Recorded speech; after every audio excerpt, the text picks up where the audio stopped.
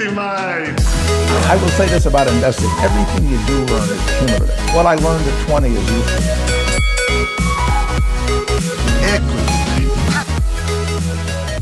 Welcome to another episode of Equity Mates, a podcast where we help you learn to invest in 45 minutes or less. We break down the world of investing from beginning to dividend so that you can hopefully make some returns. My name is Bryce, and as always, I am joined by my equity buddy, Ren. How's it going, bro? I'm very good, Bryce. As always, I'm very excited for this episode where we're going to go deep on an industry that a lot of people are interested in and is becoming more and more critical. The infrastructure of the economy. And no, I'm not talking about buy now, pay later providers in Australia, but cybersecurity. That's right, Ren. We are taking a break from the hypothetical portfolio that we've been doing over the last few weeks and turning our attention to the industry deep dive segments that we often do over our break in summer. No, we do companies over summer. 2018 summer, I think we did. No. We did industry deep dive. Do you Anyway, want to make a bet? No, I don't. So we're doing cybersecurity, one of the hottest sectors that have come through from the Equity Mates community, you guys out there. So we've taken your feedback on board and are going to pick apart everything that is to do with cybersecurity, looking at a bit of the context, some of the major players in the space, obviously what the industry is, how it's investable, and then some of the ways that you are able to actually invest, both here in Australia and overseas. Before we get into that, you said we're taking a break from the hypothetical portfolio. I don't see this as a break. I see this as complementary. I see this as part of the deep dives, trying to understand industries, trying to figure out how things process. are. Yeah. I love doing these deep dives. I love learning about new industries and new companies and stuff like that. And I think what I want to do with the hypothetical portfolio is not just do individual stocks, but also, talk about industries that are interesting and use that as a guide to then maybe talk about some companies. It all sort of, it's a virtuous cycle. Yeah. No, it's a fair point. But speaking of hypothetical portfolio, we continue to get some stock pitches come in. Mm-hmm. Keep sending them in. We love to get them. And at the same time, if there's particular industries that you think have good tailwinds, there's some macro trends that might be making it an interesting place to invest, and you want to pitch a particular industry as something that's interesting. If you don't have a particular stock, but you just if you want to join the conversation, join the conversation. On our Facebook group, you can email us, you can hit up Bryce on his personal TikTok at BryceLesky123. That's right, Ren. No, not that's right about my TikTok. But look, we want any of you guys to come and join us on the show. So please just hit us up with the mobile. It's as simple as a quick phone call and bang, you're going to be on the show. So to be clear, the initial contact isn't by mobile. We haven't given out our mobile numbers yet, but we mean we'll get you on the show by giving you a call. I think that was pretty clear. It wasn't clear to me. So please, listener stock pitches, and also to Ren's point, even if you just have a trade idea or an investment thesis, whatever it may be, we want to hear about it, and we're looking forward to getting you all on the show. Don't be put off by Ben's amazing pitch, setting the bar high. Obviously, he's very ingrained in that investment environment. So yes, it was an amazing pitch, but please, we're looking for all of you to come on and share your stuff. So Bryce is just looking for people to keep pitching so he never has to pitch. Mate, when I pitch, it's just going to be amazing. Is it? Are you going to build those expectations? Actually, no. All right, Ren, so let's move on. Industry deep dive, cybersecurity. Topical at the moment. We've just had the New Zealand Stock Exchange get hacked. Yes, they could have used some more cybersecurity. Yes, they were down for 3 days. 4 days. 4 days. Yeah. Unbelievable. So look, it's an industry that is growing very quickly. It's becoming very large, and there are a lot of companies that I've never heard of going through this process. Had you heard of many of them? No, and I think that's going to be a really important through line through this episode. And actually, we should say right at the top, and we'll probably repeat it throughout this episode, as part of what we're trying to do with the industry deep dives, and also in terms of getting our website a bit more up to scratch and a bit more relevant, all of these notes plus more will go into a written piece on our website, an industry deep dive. There's a number of companies that we're not going to spend a lot of time going through their market cap, their price to earnings, their revenue growth, just because, Splunk and stuff like that, Palo Alto Networks, like there's a bunch of companies that people wouldn't have heard of, and there's probably not a lot of value for us to just read a shopping list on a podcast, but there will be all of the companies that we talk about and plenty that we don't talk about in the show notes. There'll be a link to it, or you can just head to our website, equitymates.com. Because, there's so many companies in this space, both directly related to cybersecurity and indirectly involved in cybersecurity infrastructure or, ecosystem. It goes without saying, it's obviously a big industry. But, it's a big industry that we don't have a lot of exposure to a lot of those individual companies on a day-to-day basis. So it was pretty interesting to see what they do and what some of them were. Pretty fascinating. And it's also fascinating to see what companies are classified as in this space, but we'll get to that later. So, context, Ren. Yes, cyberspace, the first truly man-made environment. Yes. Not any of this, real world just shaping you won't the find it in the natural Daintree environment. rainforest. And look, if we start with the context, it almost goes without saying, but we're going to say it anyway. Like, as more and more of our critical infrastructure is electrified, is moved online, as the Internet of Things becomes more important, as more and more data is stored online, the risk of cyber intrusions and cyber hacks increases, and the potential devastating effects of these intrusions and hacks and breaches becomes more and more pronounced. And so this has given rise to a large defensive industry to protect against those hacks. To give you some context, McKinsey looked at data-fueled applications of artificial intelligence and projected that they're going to generate $13 trillion worth of new economic activity by 2030. So, not only is where we're up to in history, there is such a need for cybersecurity, but it's just going to keep increasing, and it's going to increase at an exponential rate. So in terms of tailwinds for an industry, in terms of macro trends that you can invest with, there's probably no better industry than cybersecurity, or it would be right at the top of the list.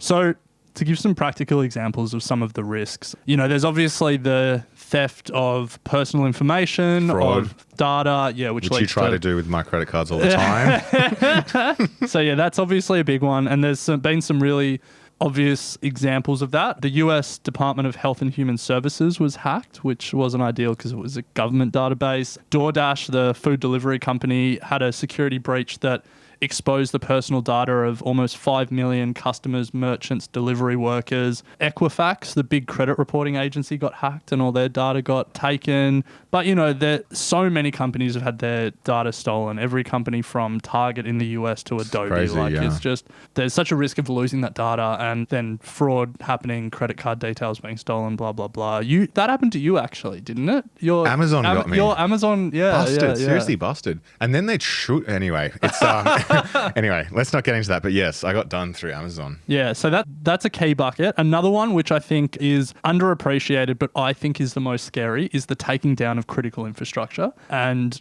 that's everything from traffic lights to the electricity grid to dams to everything now is electrified and online and relies on online-based control systems. So if things get hacked and foreign actors or other parties take control of infrastructure, they can cause serious damage. And I think the best example of that is when Russia invaded Georgia in 2007, and then when Russia invaded Crimea in 2016. They took down the internet in Crimea in 2016, just took it down completely. But in 2007, they did a whole bunch of stuff, hacked news agencies, all that stuff. So you can see some serious disruption. So that's a really clear example in the media. My favorite example of a cyber attack, yes, I have a favorite example. Don't you have a tattoo on your thigh? Have you heard of the Stuxnet attack? So in the mid-2000s, Iran was allegedly producing... You can say whatever you want if you follow it by allegedly. Iran was allegedly producing nuclear material, and allegedly, again, never been confirmed, Israel and the US worked together on this Stuxnet virus, got it into the Iranian nuclear facility, not sure how, and then basically all the virus did was made the nuclear centrifuges spin too fast, so they broke down, and they set this cyber attack through this Stuxnet virus, set the Iranian nuclear program back, X number of years. And then it stayed a secret for a long time and then eventually came out. So like key pieces of critical infrastructure are at risk. So that's the second one. And then a third key category that people may be familiar with is that sort of extortion and ransomware. People can take control of your systems or your computer or whatever and then use it or demand things to get it back. So the WannaCry ransomware attack in 2017, remember that like crippled the British healthcare system? Yeah. And it was like, we will unlock this system if you give us X number of Bitcoin. So I guess that for me just sets the scene in terms of what are some of the types of cyber attacks that this industry is defending against and some of the classic examples. There was a quote from the former Cisco CEO, Cisco being the big player. Yeah, big player. Yeah. He said, there are two types of companies, those that have been hacked and those that don't know they've been hacked. It is just such a pervasive problem. Yeah, it's nuts. Yeah. And the thing is, some organizations are getting hacked and they don't have the expertise or frameworks to actually understand what the hell's going on. Yeah. See you later. So we've probably been hacked. True. All our IP. So great context, Ren, but I guess the big question is it's now becoming the hot topic, and I'm sure COVID has had implications on this. What's your research telling us from that point of view? Well, I think there's some obvious changes. More and more businesses and governments are moving their operations online. So that there's obviously just more data there. There's more things online, which creates a risk. Yeah. The second and probably more important risk is as people move from working in offices to working from home, that creates more risk because your homes are just less secure. The businesses, your IT dodgy NBN. Exactly. Yeah. Your Huawei router. Allegedly, your Huawei router. Allegedly. They might be listening. It is a podcast. Yes. Well, there's businesses that specialize in the protection of the hardware side of things, because at the end of the day, you could protect your infrastructure in terms of connections, but if someone is able to get into your actual laptop or your phone, game over. Yeah. So COVID's obviously accelerated a lot of the trends that are really propping up this industry. The other thing that's accelerating the trend is governments are responding in a really strong way from a national security perspective. So to take an Australian example, in July this year, the Australian government reported a record $1.35 billion investment in cybersecurity, mainly around like the Defence Signals Directorate and stuff like that, really beefing up their infrastructure.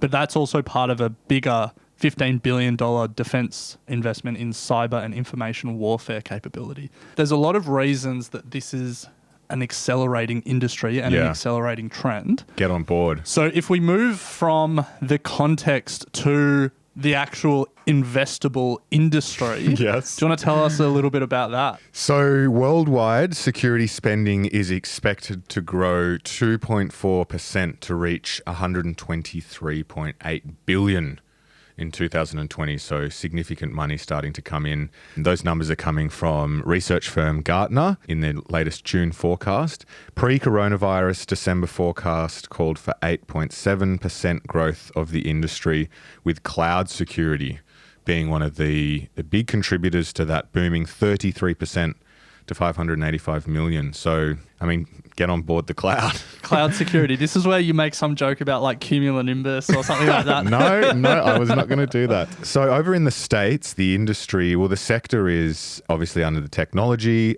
and most of the companies that we talk about fall within software infrastructure. If you are looking to find a list of companies, that is a $2 trillion market cap over in the States. So absolutely massive industry to be investing in. Yeah. It's booming. For me, I was trying to think about how to think about the industry. That's not a very good sentence, so that's not a good start.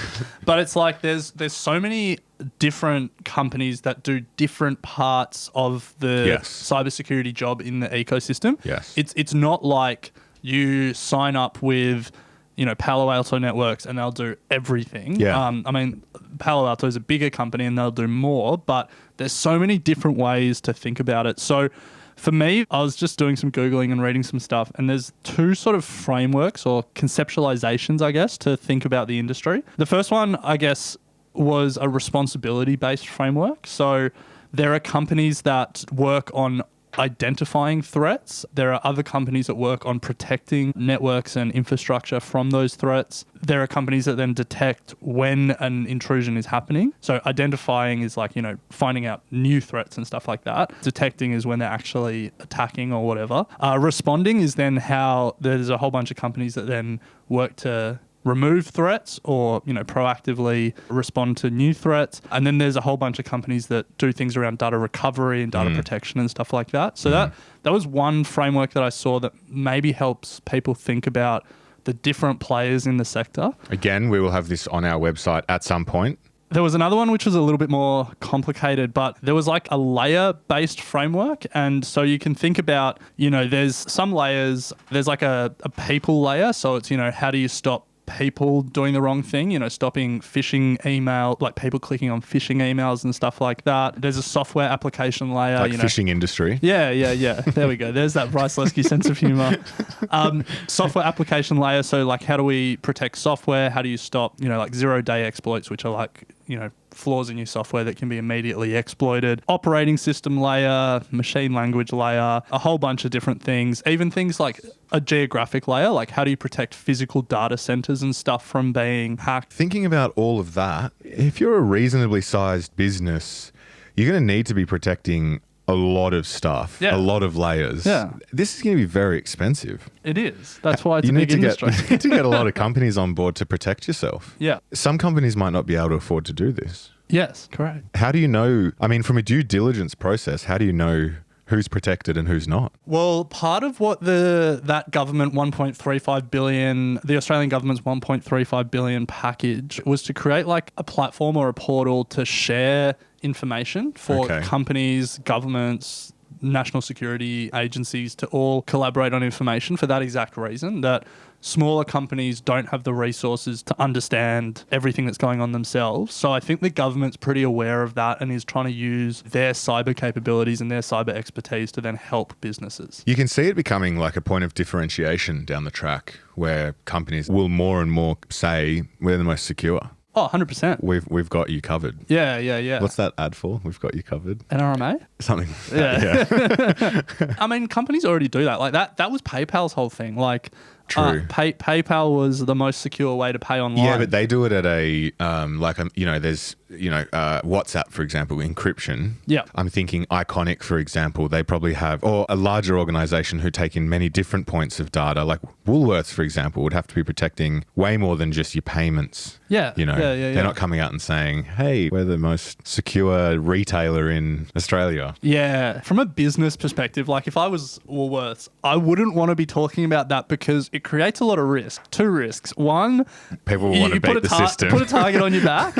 And two, it's like, it would be so fleeting. Like new threats emerge, new systems get built. Just keep saying it then. Yeah, I guess. But yeah, you know what I'm saying. I imagine Woolworths and Coles, like the companies that have big loyalty programs, Flybuys and Woolworths Rewards and stuff, like they would be secured to the T. Oh, yeah. Yeah. You'd hope so. In the write-up, we'll include in those different frameworks that we spoke about some examples of companies that sort of specialize on each of those layers. But I think what we should do to not get too bogged down in conceptualizing the industry is maybe move on to some specific companies and sort of how you can invest in it. For me, my biggest takeaway was this is an ETF industry. Yeah, big time. Yeah. So I think... there's plenty of opportunities to invest directly. But you talk about circle of competence. I was about to ask you, would you say cybersecurity is in your circle of competence? No. Yeah. I understand like what it means for a company if they're saying we do data protection, encryption, or, protection of hardware or whatever, but that's about as far as it goes. How I then differentiate who's going to win in the space or what are the, If I was going to say like, all right, I think like identity management for systems is super important, and managing people who have administrative access to computer systems is going to be a key pivot point in the future of cybersecurity. I couldn't tell you if CyberArk software or Okta has a better, management system for that. I've actually got a bit of beef with these guys. Their names suck. Zscaler, Splunk, Proofpoint, Ping, Okta, Qualys. Qualys, Fortinet. It's like, guys. FireEye. VMware. It's like, come on. Ping Identity Holdings. It's great. Silly. Okay, so there you go. DocuSign. That one makes more sense. Have you seen the share price of DocuSign? No. Unbelievable. Killing it. I can say that I'd never used it before COVID, and now I use it all the time. I just kick myself. There's off topic, but COVID again, if this makes sense from a market point of view, to sit back and actually have a much broader think about what is going to happen. Like Zoom, DocuSign, idiot. DocuSign, we've been using it heaps. Yeah, we have. Signing all our deals. Yeah. Yeah, Zoom's crazy. Zoom, yeah. just a classic again. When the founder of Zoom, this is completely off topic, but when the founder of Zoom left, he was at one of those bigger companies. I think it was Cisco. I might be wrong. It may have been like IBM or something. When he resigned, 40 of the engineers that worked for him also resigned. Wow. Yeah, and went with him. That's good. That shows something. That is loyalty. That's good management. Yeah. Again, another company, Marley Spoon, killing it. Makes sense. Don't pay meal kits. Didn't think it. Yeah, that doesn't matter. You pay stocks that go up. Killing it. It's like, damn it. Anyway, back on to cybersecurity. So I think for me, this was an industry where ETFs, for me personally, make a lot of sense because it's outside my circle of competence. So I think if we start with the ETF conversation and then we move into some of the different players individually. Sure. There's one Australian ETF. Hack? Yeah, Hack, that focuses specifically on cyber security. HACK? Yeah, and that's issued by BetaShares. There are a number of others that influenced by the sector or touch on the sector. So basically any of your US tech or global tech focused ETFs will have cyber security exposure. Things like NDQ will have companies that related to the cybersecurity space, but in terms of pure play cybersecurity, Hack is the main one. You'd also probably touch on cybersecurity if you looked at thematic ETFs in the robotics or artificial intelligence and machine learning sectors. But globally, there's also a number. There's 4 in the US. There's a Hack in the US issued by a different ETF provider, but with the same ticker, just on a different exchange. There's a NASDAQ one, CIBR. There's a cybersecurity and tech one, which is IHAK, IHAK. And then there's a global cybersecurity ETF on the NASDAQ with the ticker BUG, BUG. And then there's a 4th one, the MSCI cybersecurity. So those are the 4 listed in America that you can also access through the likes of Stake or eToro. Actually, there's plenty of brokers that you can access US ETFs these days. But obviously then it's in USD, so just be mindful of that. One thing that I found particularly interesting, so the MSCI, which is a index creator, they have a MSCI ACWI IMI cybersecurity index. A lot of acronyms there. Yes. They issued a fact sheet. The most recent fact sheet was from the 31st of July, 2020. Biggest holding in that index? Zoom. Zoom video communications, 6% of the index. Yeah. Crazy. I think my comment to all of them that you mentioned, Ren, it's very important that you go in and actually look at the holdings. Yeah. Some are going to be more focused on actual companies in cybersecurity. You mentioned it earlier, Ren. There are others that have some of the larger tech stocks that can somehow be related to cybersecurity. So just make sure you're going in and looking at the top holdings of these ETFs to ensure that what you're buying into is actually, I guess, reflective of what's on the front cover. So to give another example, so that one, the biggest holdings are Zoom. There's a bunch of pure play cybersecurity companies, CrowdStrike, Zscaler, GSD Holdings, Okta, Checkpoint Software, Avast, like companies that some of them I may have heard of, but none that I know that well. Then I open another fact sheet. This one's from State Street, and they've got a private fund, not an ETF, but their biggest holdings are like Apple, Microsoft, Amazon, Facebook, Alphabet. So with these cyber ETFs, it does seem like there's a little bit of a discrepancy between the key holdings, just depending on what index they're tracking or what the constituent parts are. So for me, I guess the key takeaway is this is an industry where ETFs make a lot of sense because more than anything, I'm investing in the macro trend, the cybersecurity impetus that every government and every business is feeling at the moment. I'm less trying to pick an individual stock that will outperform the sector as a whole because it's outside of my circle of competence and I just don't have the specialized level of knowledge required. absolutely. The only thing that I've realized, Ren, is whilst we do have an ETF here in Australia, it is pretty much reflective of the major ETFs over in America in terms of holdings. Yeah. If you wanted a specific stock play for Australian cybersecurity companies, you're going to have to do some digging to find listed companies on the ASX that are Australian. So that's just a call out if you're looking for Australian market. But my take on that is that there is no reason to be geographically bound here. Cybersecurity is an industry that is truly global, and the idea of restricting yourself to one market seems arbitrary and unnecessary. I think the US obviously has the bulk of the listed cybersecurity stocks, the biggest in the world, but Israel also really punches above its weight in this sector. The UK has a number of cyber-related stocks, but it's a truly global industry, and all of the ETFs reflect that, and I think there's a lesson in that, it's not like retail where Woolworths and Coles pure play Australian retailers, and it's not a truly globalized industry in the same way. Yeah.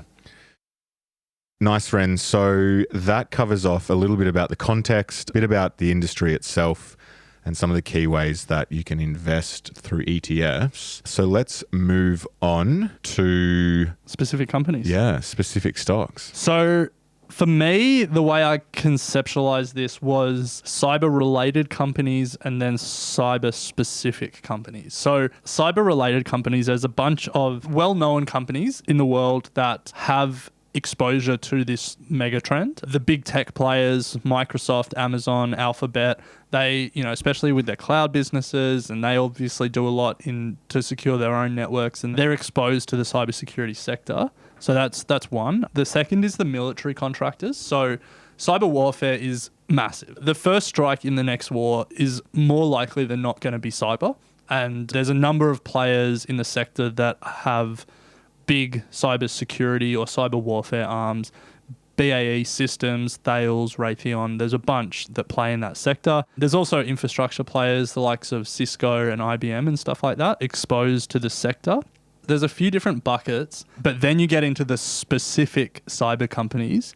You found 3 that are publicly listed in Australia. So maybe we name check them here, but in terms of the details, let's save it for the written piece, because otherwise we're just going to be shouting numbers down on my And I'm sure there are more, but this is just a couple that I came across. In terms of listed, Cypherpoint, CPT, they specialize in data protection. Family Zone, this is an interesting one, not necessarily cybersecurity, but they allow you to protect your kids through manipulation of devices and that sort of stuff, but I just thought interesting play. I'm actually installing that on our Equity Mates servers to stop your, shall we say, troubling browsing habits. Here we go. Lies. And then Sanitas Corp, again, interesting name. SEN is the ticker, and they specialize in encryption technology. So 3 Aussie stocks, but as I said, if you're interested in finding more on this, you need to dig into software infrastructure, which falls under technology sector, to find out more. I think there were about 30 stocks that fell under that sector. Interestingly, you have Afterpay and Zip in that sector as well. So I don't know if they're double dipping across multiple sectors. I don't even know if that's possible. Should know that. But there's about 30 companies under that sector at the moment. Yeah, and then in the US, there's a bunch. We name checked some of them before when we were making fun of their names. A few, like Palo Alto Networks is a big one that you hear a lot about. CrowdStrike Holdings, they reported earnings yesterday? Yeah, very, very recently. Or overnight. Very recently. When we're recording this, and their stock price was up 14% on the back of that. It. So they're everywhere at the moment. Whenever you look at some of the stuff that's coming out in this space, CrowdStrike is always one that is popping up as the sort of hot stock at the moment, as is CyberArk Software. But again, CrowdStrike Holdings, it sounds like a bowling alley. Don't you think? I'm gonna let you take the heat. I've just got beef with this. We're not gonna be able to get any cybersecurity contractors to protect our networks. True. We named a few before, so let's not get too into that. The way I want to close this out, unless you've got any other companies you want to touch on. No, I think from my point of view, as I said, the hot stocks at the moment, from I guess an interest point of view and what's online, is CyberArk Software, CrowdStrike, Palo Alto, Zscaler, and also guys, go and check out DocuSign. I'm just looking at the graph now. It's good. Is it? Yeah, it's up 300% since October. Jeez. Yeah, so There you go. Anyway. The way I want to close this out is maybe just touch on a few of the risks. So obviously there's a lot of reasons to like the sector, but that doesn't mean it's a slam dunk. It doesn't mean it's a sure thing. For me, the first risk is just a valuation risk. A lot of these stocks trade at a premium because of all the positive headwinds. So that's always something to think about. And I guess related to that, but somewhat separately, is that there's a lot of competition in the space. And for me, I have no real ability to decide which stocks are going to win and which stocks are going to lose. Even if you're investing in an ETF, if an ETF is market cap weighted and some of the bigger stocks can't live up to their valuation and some of the smaller stocks take market share from the bigger ones in the ETF, then the stocks that are growing are smaller parts of the ETF. Yeah. So valuation risk and that competitive risk, I think, is a big one. But for me, I think there are also risks to the industry that need to be made aware. So obviously AI is coming and that will significantly enhance cyber offensive capabilities. So if you think about cybersecurity as defense and then hackers and state actors and all of that who are attacking systems as offense, a lot of artificial intelligence and machine learning will enable better cyber attacks, which then will require a response. And so what companies are going to be best placed to create new defensive software, new defensive infrastructure and stuff like that. So I think that's one. Related to that, also quantum computing. So as quantum computing becomes more and more realistic, that creates, again, a risk of massively enhancing the ability of cyber offensive capabilities to overwhelm and just beat cyber security companies and defensive systems. So I think it's an interesting industry. Obviously, whatever comes on the offensive side, whatever new methods of hacking, whatever new exploits are found, whatever new technology is utilized in this endeavor, there will be a defensive response from governments and from the private sector. So there will always be companies that are responding to these threats and winning in a financial sense on the back of it. But it's a sector that is massively changing all the time. New threats are constantly emerging. And it's one that, you know, it's a risk that you have to know, especially if you're going to be holding a specific company in this sector. I feel like this is one of the industries where you really need to know your stuff. Yeah. Great if you do, because you might be able to find some real winners. I mean, great if you do, because you'll be able to find some real winners and you'll probably have a very high-paying job in the cybersecurity sector. True. Are you invested in any ETF, friend? Yeah. I'm in the Australian one. You're in hack. Yeah. What a hack.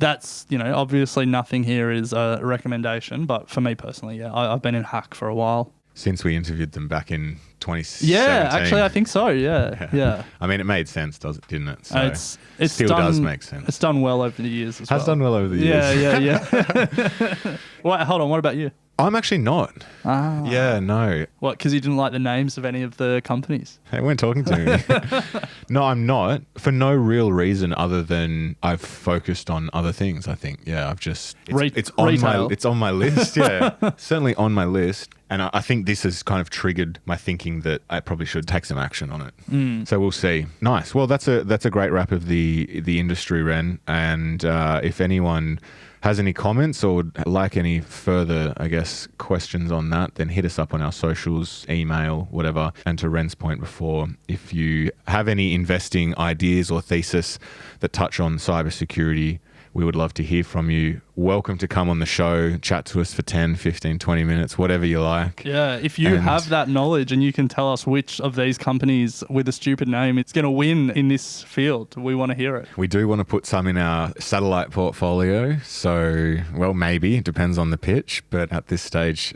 it sounds like we don't know enough about the individual stocks to do so. So looking for someone to come and help us work through that. But other than that, Ren, we'll leave it there. Anything else you want to cover off? No, just if you want more, go to our website or go to the show notes and there'll be a written version of this. We promise.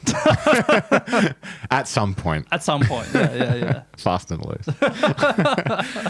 All right, Ren, we'll talk next week. Sounds good. Thanks for listening to Equity Mates Investing Podcast, a production of Equity Mates Media. Please remember that everything you hear in Equity Mates Investing Podcast is general advice only. The content has been prepared without knowing your personal objectives, specific financial circumstances, or goals. The host of Equity Mates Investing Podcast may maintain positions in the companies discussed. Before considering any investment, please read the product disclosure statement and consider speaking to a licensed financial professional.